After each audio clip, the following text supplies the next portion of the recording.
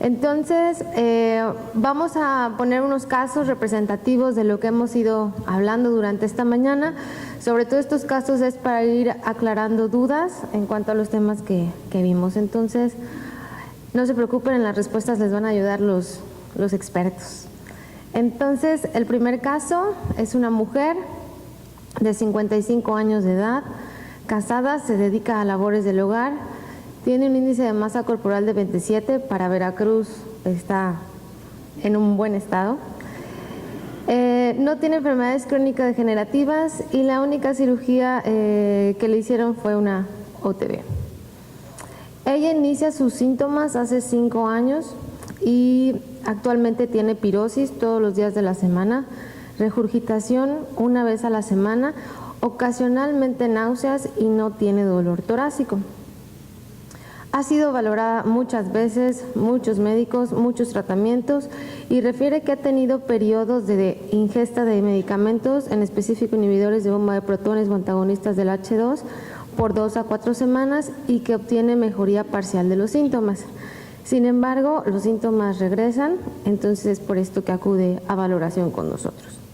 De acuerdo a estos datos, ¿cuál consideran ustedes que pudiera ser el diagnóstico más probable en esta paciente? Gastropatía erosiva, enfermedad por reflujo gastroesofágico, dispepsia o un trastorno motor esofágico. Votemos, por favor. Bien, vamos a ver las respuestas.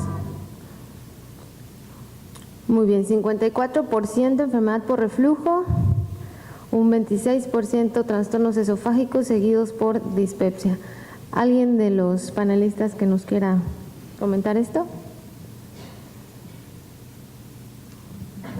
Bueno, pues creo que es interesante el resultado de la votación y aquí la situación es que efectivamente la paciente tiene síntomas de reflujo muy frecuentes y se le han dado tratamientos antirreflujo adecuados y no tiene una buena respuesta. Entonces, es una paciente que es, aparte de tener enfermedad por reflujo, parece ser refractaria a tratamiento convencional. Entonces, ese es un espectro diferente al de solo toda la enfermedad por reflujo. Es un punto muy importante de los pacientes con reflujos, aquellos refractarios al tratamiento, ¿no? Eso es lo que quiero resaltar en ese caso. Sí, aquí una pregunta sería, ¿responde durante el tiempo de tratamiento? Porque la mayoría de los pacientes buscan inclusive consulta con el médico, con el gastroenterólogo, porque ha estado por mucho tiempo con inhibidores, pero muchas veces sí ha respondido el tiempo que se los dan, pero los termina y existe recaída. En este caso, ¿cuál es? O sea, sí, cada vez que suspendía, recaía.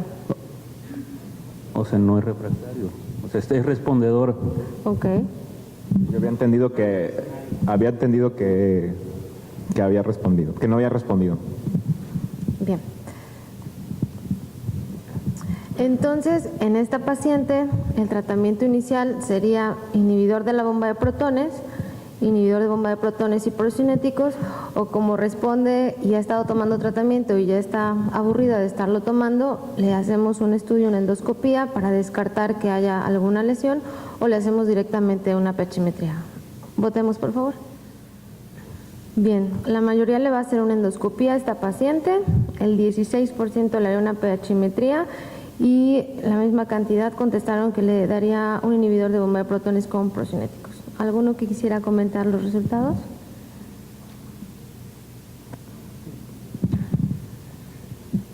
No sé, yo voy a ser aquí manzana de la discordia porque, digo, tiene síntomas entonces típicos de reflujo, se le quitan con IVP y no tiene datos de alarma. No sé cuál sería el objetivo de hacerle una endoscopía.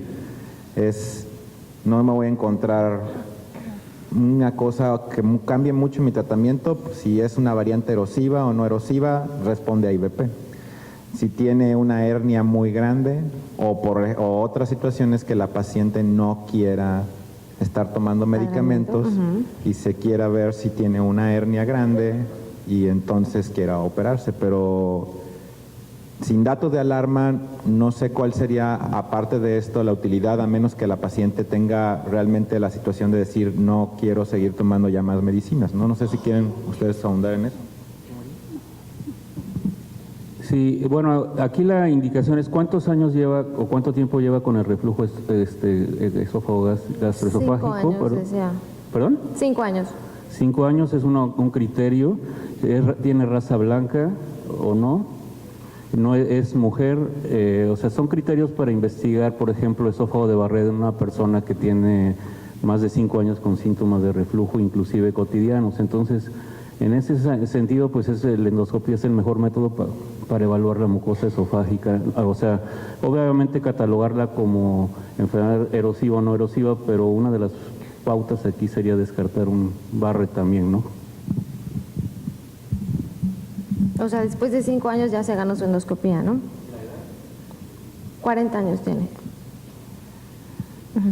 Aquí el punto es interesante porque tenemos 2 opciones para tratamiento y 2 opciones para estudiar al enfermo.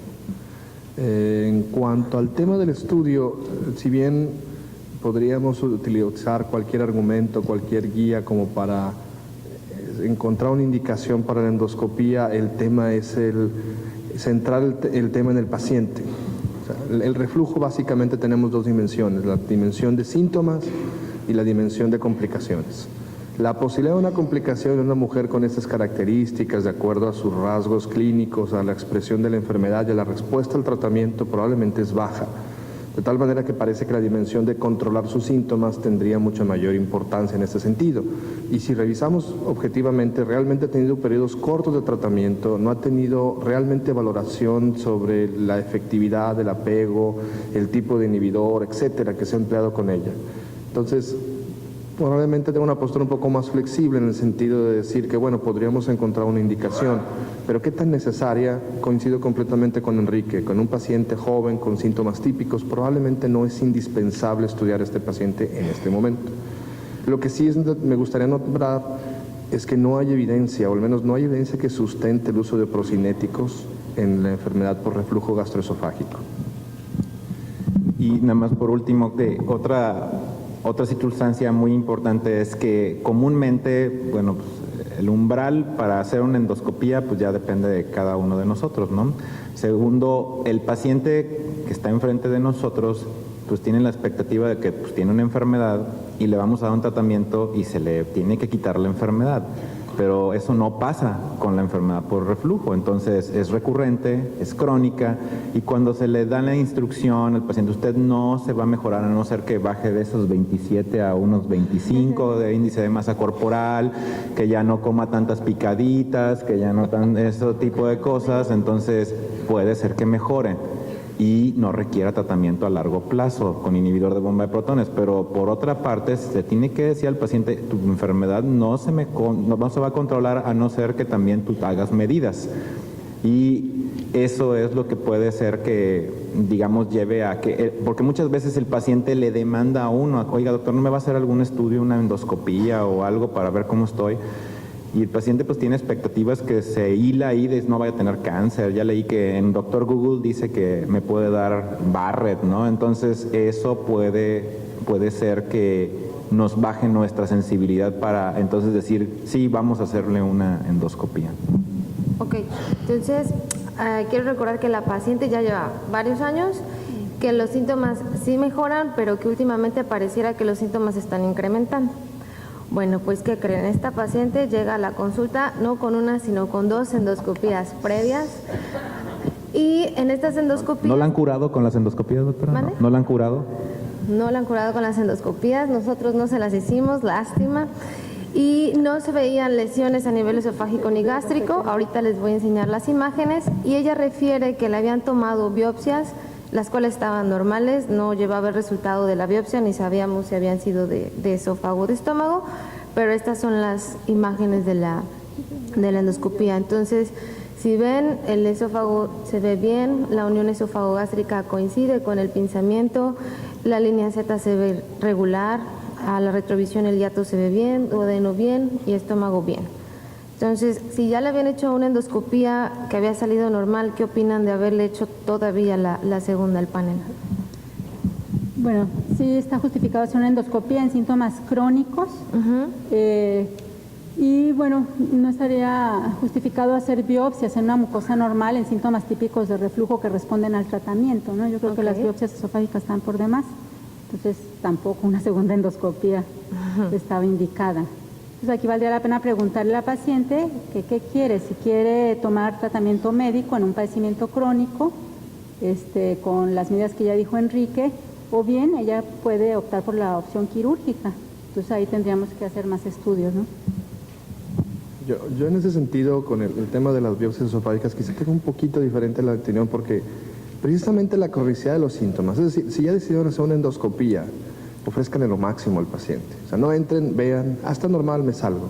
Porque en un porcentaje de aproximadamente el 20% de los enfermos, la esofagitis eosinofílica se manifiesta con endoscopías normales. Entonces, quizá el estudio pudiera indicarse, en ese sentido no es muy claro, pero bueno, la paciente ya tiene 2 estudios. Pero si ya van a entrar o deciden hacer una endoscopía, quizá no sea tan mala idea tomar biopsias del esófago, porque tiene pirosis como síntoma principal.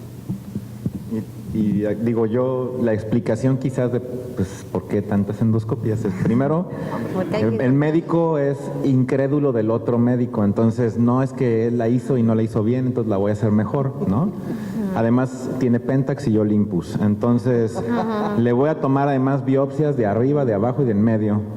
Y comúnmente, aunque acepto, yo estoy como más del lado como con Marina, diciendo, bueno, sí existe ese porcentaje de pacientes que tienen eosinofilia, hay alguna eosinofilia que es relacionada al reflujo y que responde a IBP, por ejemplo, ¿no? Entonces, digamos que si esta paciente tiene síntomas típicos, se le quitan con IBP, pues, y con 2 endoscopías, la otra justificación es pues probablemente hay que pagar el Audi, entonces hay que hacer una endoscopía para pues que salga las arcas de la familia, ¿no?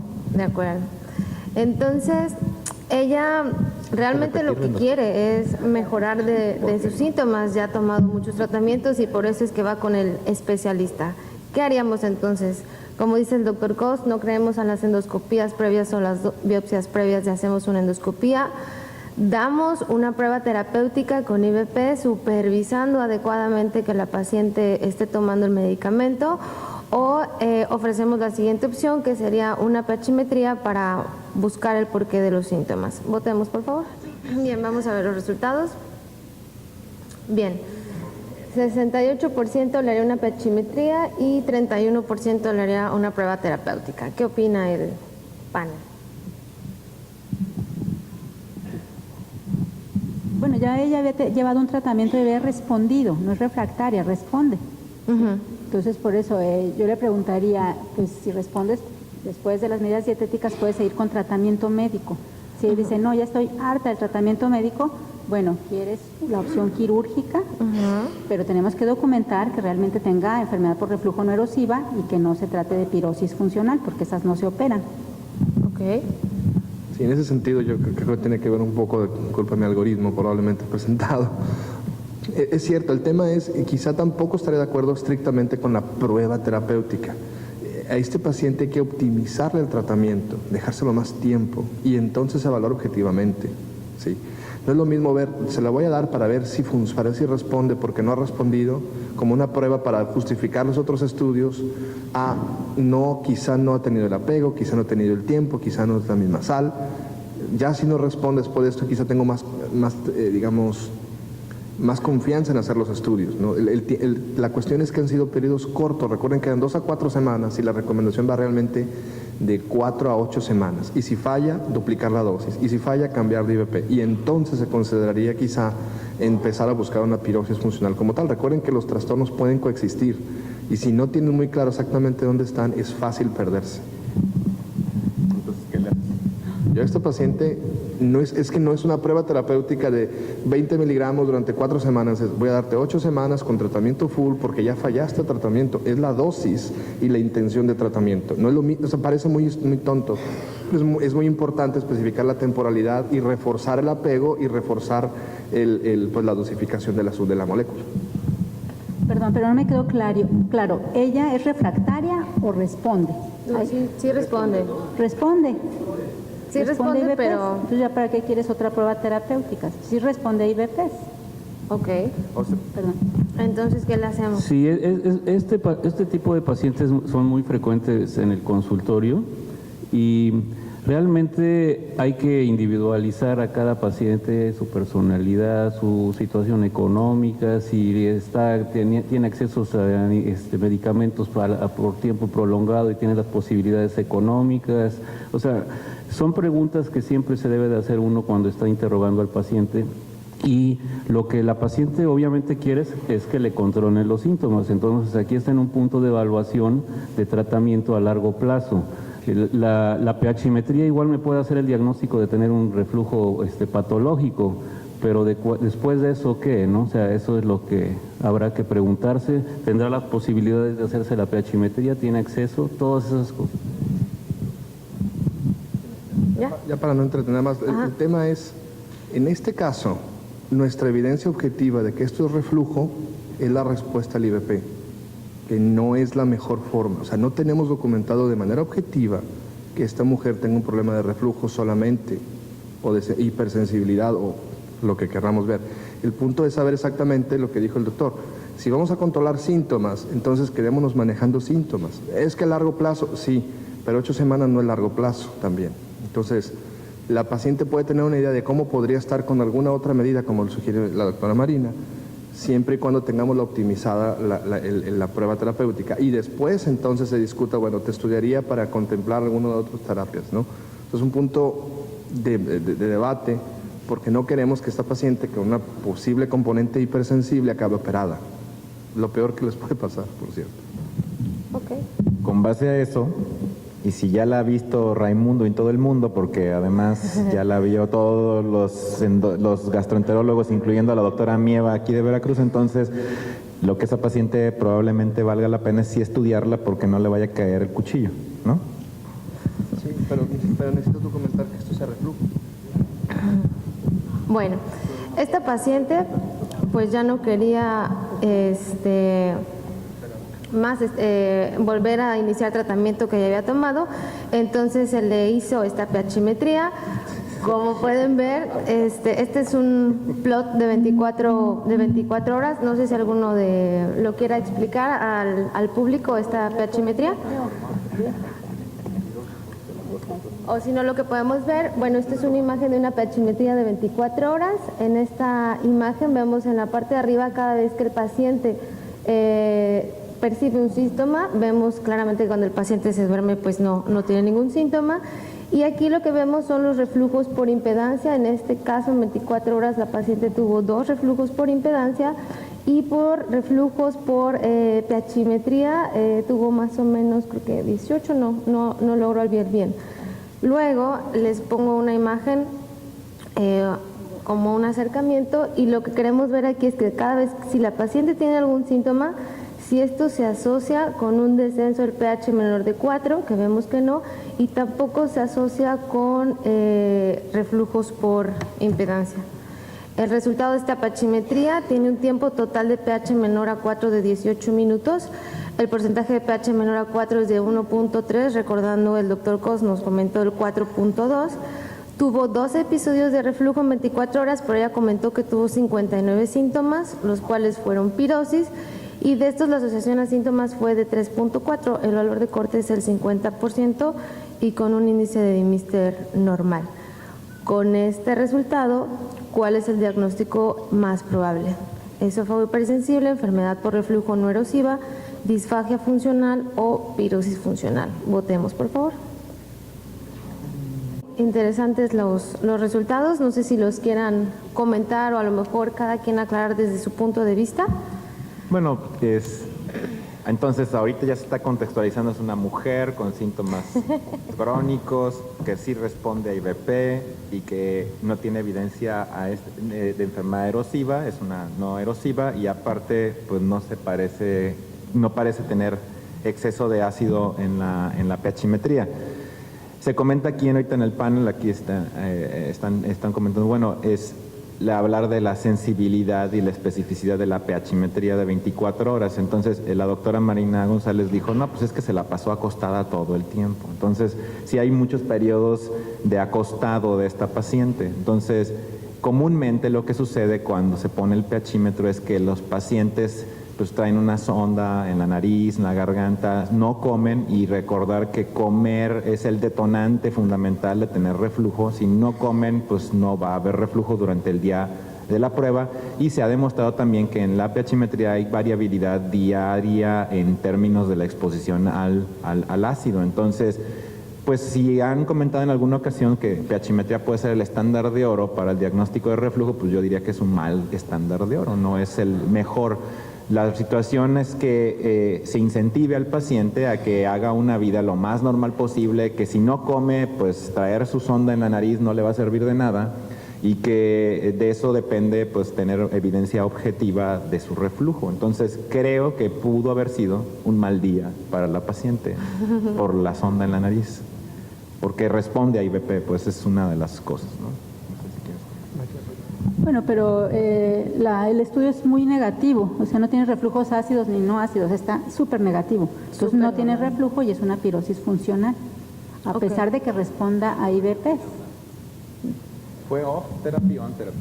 Sí, terapia. Coincido con Marina definitivamente, me inclino a pensar eso con la reserva de que Mercedes ahorita nos presente una manometría con algún trastorno motor, por supuesto. No, no tiene ninguna Ok, alteración perfecto. motora. El No voy a diagnóstico más sacar mías cercano es bajo la pirosis, ¿no, doctor? Déjame.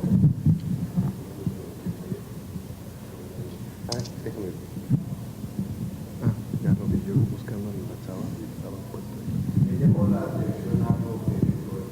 Dice, bueno, duda de la pHimetría porque responde a tratamiento farmacológico, pero hay que recordar que IVPs, al igual que otros fármacos, también tienen efecto placebo en este tipo de pacientes. Entonces, yo no cuestionaría tanto, sobre todo con esas características de pHimetría, la especificidad, sensibilidad de esta pHimetría. Entonces, yo sí creo que tiene una pirosis funcional con estos datos. Sí, doctor, claro. Gracias, es que no me podía aguantar. A mí me parece un caso de una señora con unos síntomas típicos de reflujo que responde repetidamente a inhibidores de bomba de protones, como lo hacen el 14% de la población española y probablemente mexicana, y la decisión de hacer una pHimetría o no debe ser tomada cuando previamente, como decía Marina, uno tiene la posibilidad de que vaya a ser sometida a cirugía. Si no, no. Este es un caso curioso. Yo estoy con Marina. A mí me parece que es excesivamente normal esa pHimetría. Dudo mucho más de la pHimetría que de la respuesta terapéutica en este caso. Yo la hubiese mantenido con inhibidor de bomba de protones, la hubiese convencido de que estuviese en eso. Si ella no me lo exigía, no le hubiese ni siquiera ofrecido la posibilidad de cirugía y me hubiese mantenido con inhibidor de bomba de protones. Es una señora que tiene mucha suerte porque se responde a inhibidor de bomba de protones y no tiene una resistencia. Por lo tanto, no hubiese hecho nada.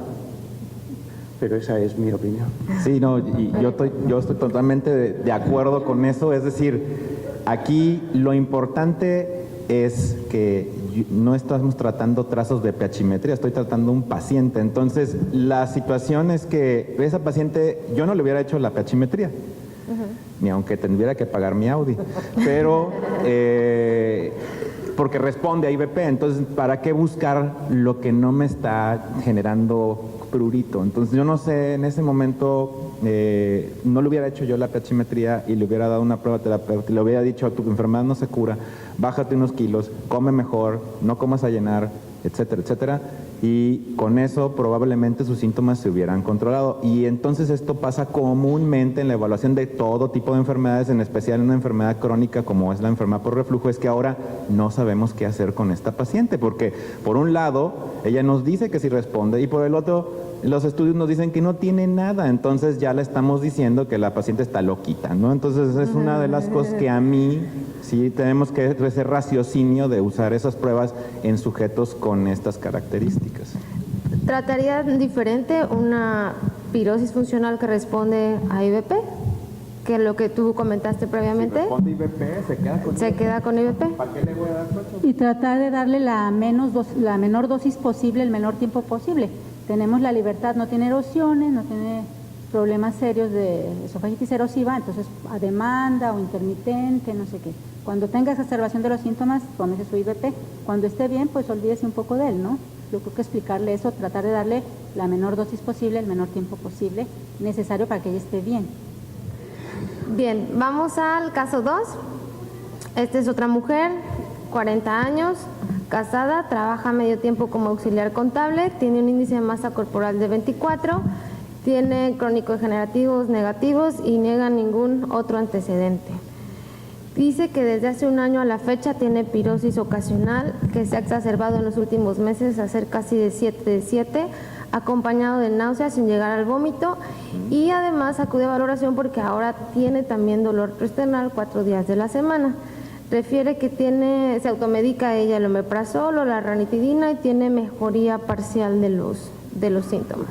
Con esto, ¿qué diagnóstico probable podríamos darle a esta paciente? Si votamos, por favor: enfermedad erosiva, pirosis funcional, dolor torácico esofágico, enfermedad por reflujo gastroesofágico más dolor torácico no cardíaco. Doctor Cos, ¿quiere comentar algo usted que dio el tema? Que es lo mismo que empecé en la plática. No puedo decir ahorita dolor torácico, dije no cardíaco porque, bueno, no está muy bien evaluada. Es una mujer joven. Y hay muchos foros en donde hay expertos que dicen una persona joven sin factores de riesgo cardiovascular claros, etcétera, la posibilidad de que sea una situación cardiovascular grave es muy baja. Por ejemplo, este caso. Sin embargo, bueno, la categoría de dolor torácico no cardíaco en ella todavía está, a lo mejor buscar algo muy ligero. Yo no soy de los que no hacer o hacer mucho, pero probablemente por lo menos que lo vea el cardiólogo antes de que yo le diga que tiene un dolor de origen no cardíaco, ¿no? Pero bueno, pues tiene síntomas de reflujo, pirosis y también tiene dolor. Entonces esa es la casilla que pues más pudiera ser más probable checa, ¿no? Bien. ¿Cuál sería el abordaje inicial que darían en este paciente? Endoscopía, un electrocardiograma, prueba con inhibidor de bomba de protones o una pHimetría con impedancia. Votemos, por favor. Veamos los resultados. 22% le haría una endoscopía, 37% un electrocardiograma, 32% prueba con inhibidor de bomba y 6% una pHimetría con impedancia. ¿Algo que quieran comentar? Yo sé que es una paciente joven, bajo riesgo, que la ve un cardiólogo siempre. Simplemente les puede tocar una rareza y esas rarezas se mueren. Siempre que la valore a alguien, no estoy diciendo que le acaben haciendo una resonancia magnética del corazón con un índice de calcio, no, tampoco. Pero sí que alguien la vea y que esté consciente de que, bueno, quizá el cardiólogo vea algún detalle que nosotros no vemos en la clínica, entonces es obligatoriamente con el paciente con dolor torácico, por lo menos una visita al especialista, ¿no? Entonces, descartada patología cardíaca, vale la pena intentar un buen tratamiento con IVPs, sería mi opción. Sí, y además, bueno, siempre hay que hacer semiología del dolor, aunque no seamos cardiólogos, o sea, hay que hacer semiología del dolor cardíaco, o sea, haga el esfuerzo, todo, ¿no? O sea, hacer una buena semiología. Y independientemente, obviamente, de que si tiene pirosis, bueno, pues, pues eso sugiere el darle inhibidores de bomba de protones, independientemente de mandarla con el cardiólogo también. Perdón, pero a veces es indistinguible el dolor torácico cardíaco de origen esofágico, ¿no? El paciente que llega a las 2 de la mañana con dolor y piensa que se está infartando y la evaluación cardiológica es normal.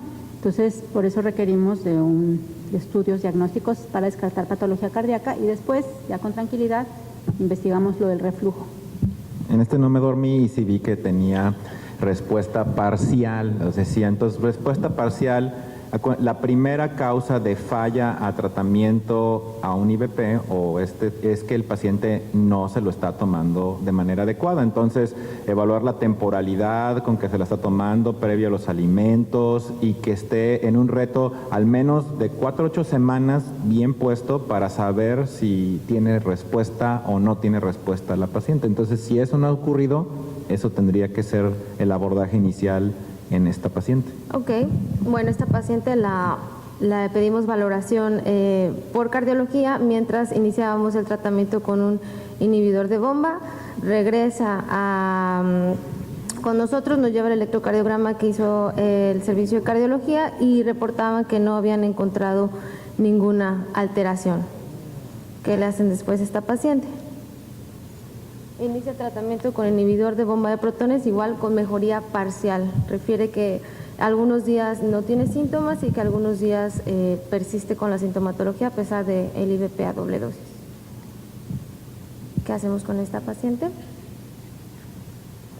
No tengo pregunta para esto, o sea, va directa para ustedes. Bueno, no respondió a un buen reto, entonces hay que estudiarla. Ok. Y sí, el abordaje inicial será un estudio de endoscopía. Ok, les voy a poner las imágenes de la endoscopía, igual si alguien las quiere comentar de ustedes.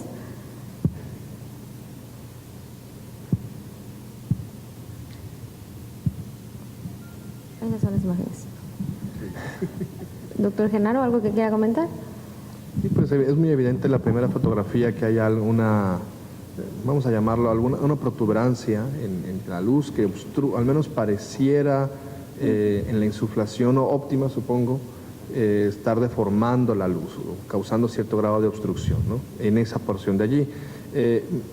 Parece el esófago proximal, ¿sí? Eso es una cosa que llama la atención. Ciertamente en las siguientes fotografías hay algo, el complejo de la unión se ve bastante bien, se ve la línea Z, el cambio de epitelios.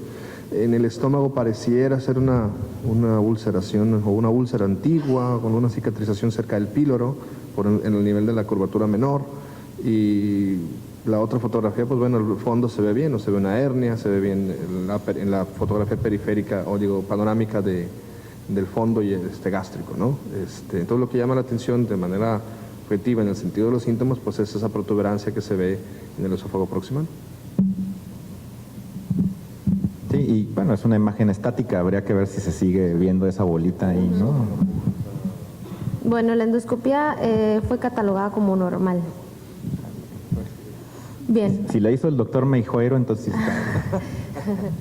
Bien, entonces, ¿qué hacemos en el abordaje de esta paciente con dolor torácico que tiene una valoración cardíaca que está normal, que responde de manera parcial a tratamiento y que su endoscopía está normal? ¿Qué harían ustedes dentro de este abordaje? Bueno, como teniendo en este caso una endoscopía normal y que tiene respuesta parcial, yo sí le quiero hacer una pHimetría para ver si tiene correlación sintomática. Bien, vamos a hacerle... Primero No, ahorita se las pongo. Les paso, no se preocupen. Aquí está la pHimetría.